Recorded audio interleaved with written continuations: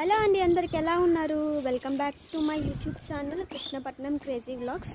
ఇక్కడ మీకు చూపిస్తున్నాను కదండి, ఈ చెట్టు పేరు డ్రాగన్ చెట్టు.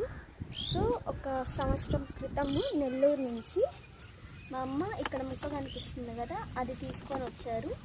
సో అది ఇప్పుడు 1 year అయిన తర్వాత ఇట్లా వచ్చిందండి. సో అది కాస్త పెరిగి పెద్దదయ్యింది. అండ్ ఇక మీరు కనుక బాగా చూస్తే పూతకు కూడా వచ్చింది ఇది. సో మనకి ఫ్రూట్స్ కూడా వస్తాయి. సో దానికి ఈరోజు వేపాకుతో,